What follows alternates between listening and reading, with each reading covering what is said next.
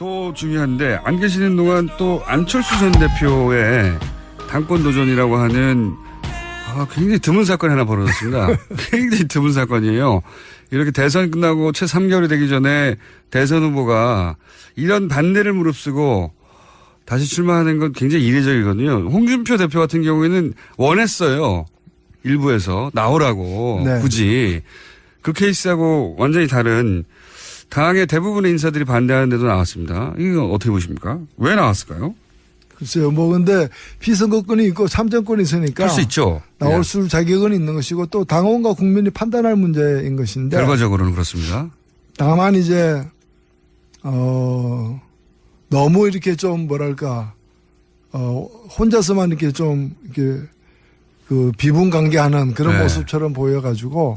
나의 미래보다 당의 미래를 걱정한 거라고. 그거야 정치인의 표현으로는. 예.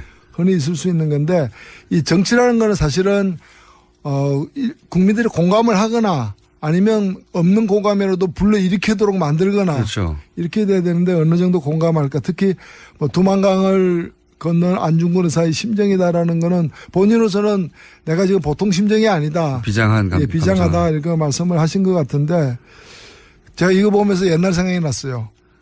1980년에 예. 전두환 육군 소장이 예. 5.18 쿠데타를 일으키고 정권을 다시 잡은 후에 자기가 예. 이제 대통령이 된 거죠. 그러면서 가장 먼저 한 일 중에 하나가 뭔가 하면은 동학혁명을 일으켰던 녹두장군 전봉준 예. 생가를 복원했어요. 그리고 그다음에 기념관도 만들고. 처음에는 의아했죠. 예. 그리고 전봉준 장군 후손들이 생각하더라도 이게 무슨 관계 있습니까? 예. 관계가 멀었지. 근데 나중에 얘기를 들어보니까 이 전봉준 장군이잖아요. 예. 자기는 전두환 장군이잖아요. 전시 가진 어떤 장군이라는 데서 이제 영어로 하면 제너럴 존. 예. 공통점. 그 하나의 공통점 때문에. 예. 이번에도 보면은 똑같은 예는 아닐 수 있겠습니다만은. 같은 안씨로서. 그렇죠. 안 의사잖아요, 둘 다. 물론 이제.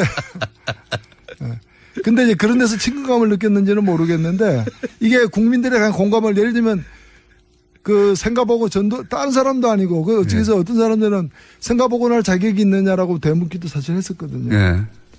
그래서 이게 좀 공감을 일으키는 데는 어려운데 왜 이런 무리가 자꾸 따르느냐. 제가 볼 때는 이제 새정치라는 게 예.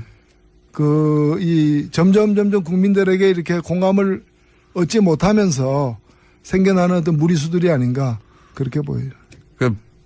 당이 소멸할 것을 걱정했다고 했는데 실제로는 본인의 정치적 입지가 소멸할까 봐 걱정한 거 아니냐 이런. 반대쪽에서는 그렇게 해도 보이겠죠. 네, 그렇게 보이는. 예. 그러면서 이제 극중주의 이것도 굉장히 많이 구설수에 올랐던 표현이에요. 극중주의가 뭐냐. 그게 논리적 모순 아니냐. 그렇죠. 예. 이 중도에도 극단이 있느냐. 그래서 제가 볼 때는 중도로 안 통하니까 더 세게 한번 나가보자. 극중주의. 예. 근데 이게 일종의 새 정치가 새 포장 정치. 포장만 바꾸는 정치로 이렇게 계속 가고 있는 게 아닌가. 하여튼 당 대표는 되겠죠? 어떻게 전망하십니까? 51% 정도가 되겠죠. 넉넉하지는 않을 것이다 생각하시고. 예, 거의 백중세라고 보여집니다. 만약에 당 대표가 못 된다면 그거가 오히려 굉장히 큰 타격 아니겠습니까? 엄청난. 글쎄요, 우리 국민들에게 그런 큰 타격이 있겠습니까? 본인에게 제 말은. 본인에게. 본인에게. 안철수 대표 본인에게. 탈당은 안 이루어지겠죠? 정치를 오래 하신 분으로서 이제 근데 이 당 자체가 제가 다른 당을 갖다가 이렇게 걱정할 처지가 아닙니다만 이 2017년에 대선을 위해서 만들어진 선거용 정당인 건 분명하지 않습니까? 그렇게 볼 수 있습니다. 그러니까 이제 선거에서 패배한 이후에 불안정할 수밖에 없는 것이고 결국에 유지되려면 선거용 정당으로 유지될 수밖에 없다고 봅니다. 왜냐하면 정책 이념에 같은 사람들이 모인 게 아니기 때문이죠. 그래서 안철수 후보를 다시 세우는 것으로 합의가 이루어진다면 유지될 것이고 그렇지 않다면은 아마 분리될 수밖에 없는 게 아닌가. 다만 그 분리되는 시간의 문제인 것이고 그리고 빠르게 분리되지는 않을 걸로 보이지만은 그런 어떤 이게 일종의 민주당에서 파생되어 온 정당이고 또 대선이라는 일회용 목적을 위해서 이제 만들어진 포말 정당이거든요. 포말.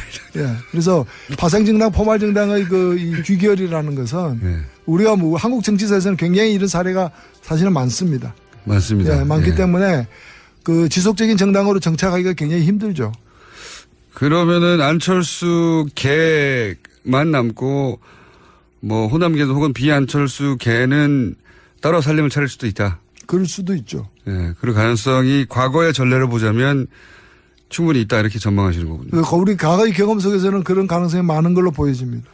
과거에는 대부분 그랬죠. 그러다가 결국 사라지기도 하고. 예. 그렇죠. 합병되기도 하고.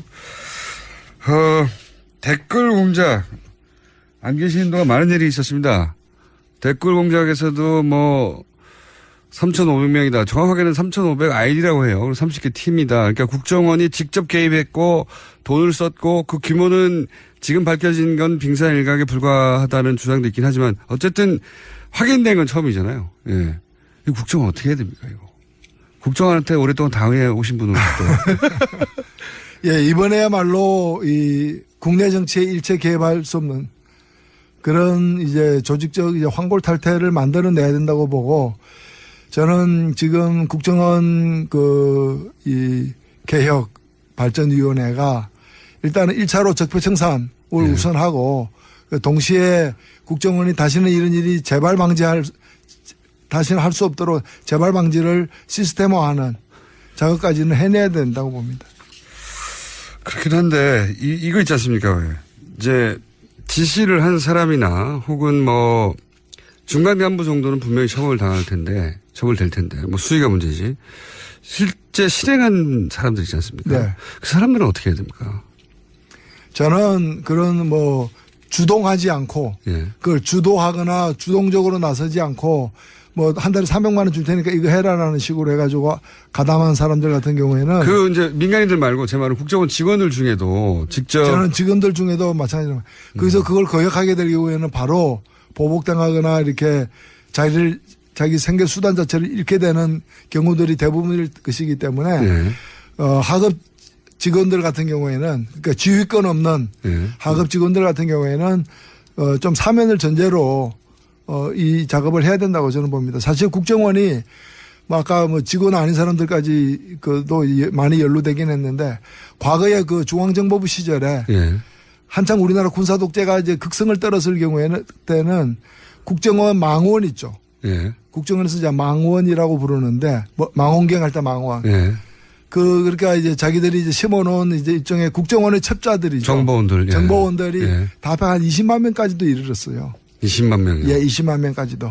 어마어마한 거죠. 근데 어마어마하네요. 이거는 뭐 과거 뭐 동독이라거나 다른 나라들에서 흔히 보는 예들이죠. 예. 이렇게 철권 통치를 하는 경우에 이제 이런 일들이 비일비재했는데 지금 뭐 그 정도까지 안 되지만 상당수 있으리라고 저는 보여집니다. 있겠죠, 당연히. 예. 하던 패턴인데. 그리고 하여튼 이번에는 이제 그 사이버 활동, 예. SNS를 포함해서 이제 온라인 활동을 하는 부대가 이제 지금 얘기되는 것만 해도 아까 3,000이라고 그랬지만 네네. 30개라고 하면 한 팀이 뭐 최소 인원이 2명이라 그러는데 예. 60명 이상이 되는 거고 그와 연관된 사람이 얼마나 많겠습니까? 하는 뭐 대대변격 정도는 될 수 있다고 보여지는데 그래서 이 부분에 관해서 제대로 이번에도 보면은 지금 어제분가요? 그 제보를 받기로 했지 않습니까? 예. 그만큼 직접 수사하는 것을 뛰어넘는 범위로 일이 광범위하게 이루어졌다는 걸 의미하는 바라고 저는 생각되고 그래서 이 소극적으로 수동적으로 일에 임한 사람들 같은 경우에는 적절한 정상 참작이 필요하다고 봅니다. 말단의 그렇죠. 경우에는 예. 지휘권이 없는. 이 댓글 사건이 결국 이명박 전 대통령까지 갈까요? 당연히 가야 되지 않겠습니까? 이명박, 제가 볼 때는 예. 뭐 이거는 차 안 갈아타고 바로 갈 것 같은데요. 차 안 갈아타고. 아니, 이게 이제 정치 공세다. 대통령이 뭐 댓글 다는 걸 알았겠냐. 이렇게 주장하는 사람들도 있지 않습니까? 당연히 근데 이걸 대통령 모르게 처음부터 끝까지 대통령 모르게 지시 없이 이루어진 일이라면은 MB 대통령, 이명박 대통령은 무관한 걸로 되겠죠. 그러나 보고를 받았다거나 사후에라도 이걸 저는 보고 안 됐을 리가 없다고 생각됩니다. 국정원이 대통령 직속기관이고 본인의 최측근이 원세훈 당시 국정원장이었고 그 시절에 벌어진 일인데. 그리고 심리전단으로 운영되고 있던 일을 갖다가 이것도 다시 승격해가지고 심리정보국으로다가 네. 만들어서. 이론도 보충했고. 그러면 이 일 자체가 그 국장, 이 일의 책임자가 제가 볼 때는 위에 차장이나 여러 사람들이 있지만은 아마도 원세훈 원장에게 직보했을 거고 원세훈 원장은 다시 이 독대 관계에 있는 정기 부정기적으로 독대 관계에 있는 대통령에게 보고를 했을 것이 분명하다고 보여집니다. 그게 이제 통상적인 추정이죠. 대통령의 직속기관이 인 국정원이 국정원장이 대통령한테 보고하지 않고 이렇게 큰일을 벌였겠는가, 또는 국정원이 국정원장에게 보고하지 않고 이 큰일을 벌였겠는가. 아니 원세훈 원장이 무슨 성인도 아니고 왼손에 하는 일을 오른손 모르게 할 리도 없는 것이고 오히려 자랑하고 싶었겠죠. 왼손이 하는 일을 오른손이 모르게 했을 리가 없다. 이건 어떻습니까? 홍준표 대표가 요즘 뭐 여론재판이라고 여론몰이로 그 국군 대장을 몰아내고 또 이재용 삼성 부회장에 대해서도 여론재판이라고 여론을 몰아서 이렇게 국정을 운영해 간다, 혹은 뭐 반대 진영을 쳐내고 있다, 이렇게 이제 홍준표 대표가 나오고 있거든요. 그 뭐 여론 얘기하는 걸 보면 이제 여론이 나쁘다는 건 알고 있구나. 그거는 분명히 시인하고 있거나 이렇게 생각이 되고요. 그 다음에 저는 박찬주 그 육군 대장 같은 경우, 네. 그러면 박찬주 부부가 한 일을 홍준표 대표는 잘했다고 생각하는 것인지 예스냐 노냐, 네. 이걸 분명히 밝혀야 됩니다. 노냐.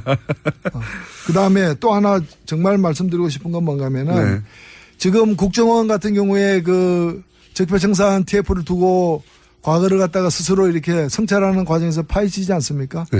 저는 자유한국당 혁신위원회가 진정으로 혁신을 하려면 혁신위원회 산하에 자유한국당 적폐청산위원 그 TF를 만들어 가지고 이런 이제 국정원 댓글 사건이라거나 여러 가지 국정농단 사건 뭐 이런 사건 과정에서 새누리당 과거에 새누리당이 어떤 일을 했는지를 갖다 조사를 해야 된다고. 스스로 조사해야 된다. 스스로 조사해서 밝혀야지 이걸 오히려 옹호하고 은폐하는 일에 나선다는 것 자체가 그거는 혁신을 하지 않는 거죠. 말로는 이제 혁신위원회, 혁신이 뭡니까? 피부를 벗기듯이 가죽을 벗기는 정도의 각오, 그러니까 소위 말하는 뼈를 깎는 각오로다가 임한다는데 지금 뼈를 깎고 있습니까? 살도 안 드러내고 있어요. 뭐 때도 안 밀고 있어요. 제가 볼 때는. 때도 안 밀고 있어.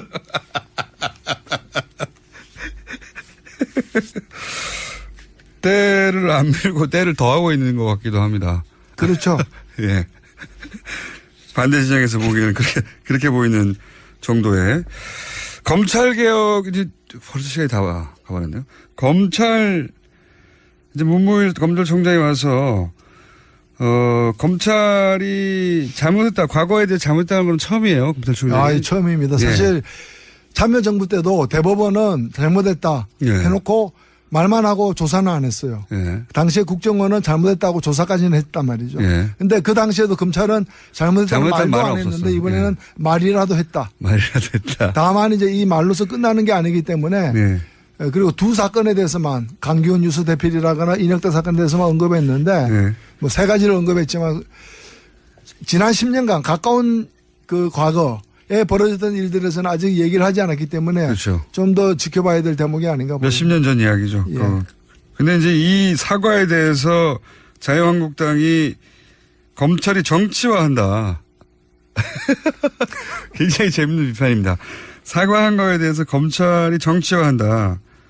그래서 우려스럽다. 이렇게 표현했거든요. 그럼 좀 언어 선택이 이게 정치화하고 무슨 관계가 있습니까? 잘못한 건 잘못한 것이고 또 이걸 보복이라고 얘기하는 것도 아니 그럼 모기가 보이면 잡아야지 모기가 아까 문제에 대한 보복이다. 뭐 이렇게 얘기하는 거. 그건 무슨 보복입니까? 당연히 해야 될 일이죠.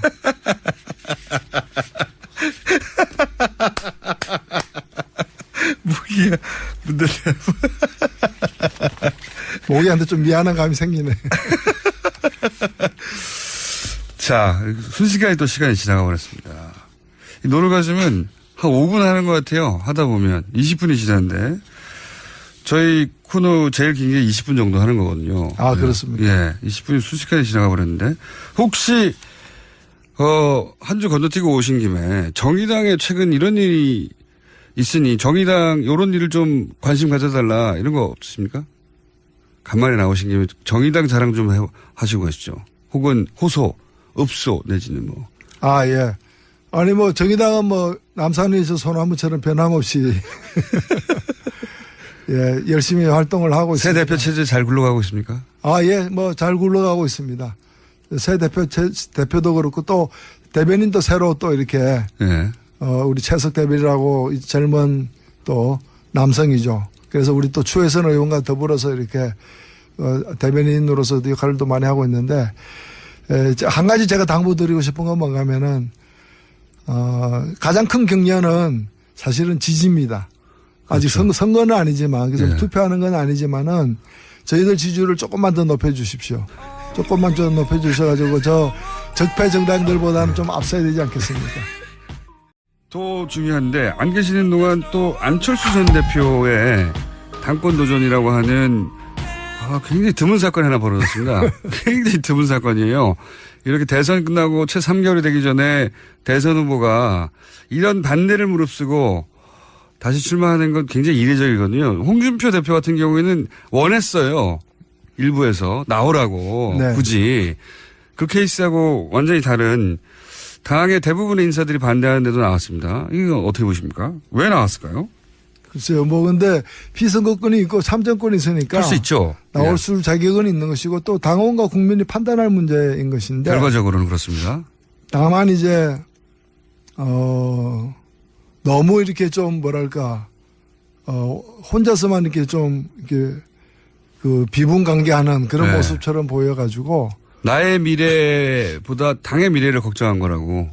예, 뭐 그거야 뭐 정치인의 표현으로는 예. 흔히 있을 수 있는 건데 이 정치라는 거는 사실은 국민들이 공감을 하거나 아니면 없는 공감이라도 이번에도 보면은 뭐 똑같은 예는 아닐 수 있겠습니다만은 같은 안시로서. 그렇죠. 안 의사잖아요, 둘 다. 물론 이제 근데 이제 그런 데서 친근감을 느꼈는지는 모르겠는데 이게 국민들의 그냥 공감을 예를 들면 그 생각보고 전도 다른 사람도 아니고 그 어찌해서 어떤 사람들은 생각보고 할 자격이 있느냐라고 되묻기도 사실 했었거든요. 예. 그래서 이게 좀 공감을 일으키는 데는 어려운데 왜 이런 무리가 자꾸 따르느냐. 제가 볼 때는 이제 새 정치라는 게 예. 점점 국민들에게 이렇게 공감을 얻지 못하면서 생겨나는 어떤 무리수들이 아닌가 그렇게 보여요. 그 당이 소멸할 것을 걱정했다고 했는데 실제로는 본인의 정치적 입지가 소멸할까 봐 걱정한 거 아니냐 뭐 이런. 그 반대쪽에서 그렇게도 보이겠죠. 네, 그렇게 보이는. 예. 그러면서 이제 극중주의 이것도 굉장히 많이 구설수에 올랐던 표현이에요. 극중주의가 뭐냐. 그게 논리적 모순 아니냐. 그렇죠. 예. 이 중도에도 극단이 있느냐. 그래서 그 제가 볼 때는 중도로 안 통하니까 더 세게 한번 나가보자. 극중주의. 예. 근데 이게 일종의 새 정치가 새 포장 정치. 포장만 바꾸는 정치로 이렇게 계속 가고 있는 게 아닌가. 하여튼 그래서, 예. 당 대표는 되겠죠? 어떻게 전망하십니까? 뭐 51% 정도가 되겠죠. 넉넉하지는 않을 것이다 생각하시고. 예, 거의 뭐 백중세라고 보여집니다. 만약에 당 대표가 못 된다면 그거가 오히려 굉장히 큰 타격 아니겠습니까? 엄청난. 글쎄요, 뭐 우리 국민들에게 그런 큰 타격이 있겠습니까? 본인에게 제 말은. 본인에게. 본인에게. 안철수 대표 본인에게. 탈당은 안 이루어지겠죠? 정치를 오래 하신 분으로서 이제 전망을. 근데 이 당 자체가 예. 제가 뭐 다른 당을 갖다가 이렇게 걱정할 처지가 아닙니다만 이 2017년에 그 대선을 위해서 만들어진 선거용 정당인 건 분명하지 않습니까? 그렇게 볼 수 있습니다. 그러니까 이제 선거에서 패배한 이후에 불안정할 수밖에 없는 것이고 결국에 유지되려면 선거용 정당으로 유지될 수밖에 없다고 봅니다. 왜냐하면 정책 이념에 같은 사람들이 모인 게 아니기 때문이죠. 그래서 안철수 후보를 다시 세우는 것으로 합의가 이루어진다면 일으키도록 만들거나 그렇죠. 이렇게 돼야 되는데 어느 정도 공감할까. 특히 뭐 두만강을 건넌 안중근 의사의 심정이다라는 거는 본인으로서는 내가 지금 보통 심정이 아니다. 비장한 감. 비장하다 이렇게 말씀을 하신 것 같은데 제가 이거 보면서 옛날 생각이 났어요. 1980년에 예. 그 전두환 육군 소장이 예. 5.18 쿠데타를 일으키고 정권을 다시 잡은 후에 자기가 예. 이제 대통령이 된 거죠. 군사고태를 한 후에. 가장 먼저 한 일 중에 하나가 뭔가 하면은 이 그 동학혁명을 일으켰던 녹두 장군 전봉준 예. 생가를 복원했어요. 그리고 그다음에 기념관도 만들고. 그 처음에는 의아했죠. 예. 그리고 전봉준 장군 후손들을 생각하더라도 이게 무슨 관계 있습니까? 예. 관계가 멀면 멀었지.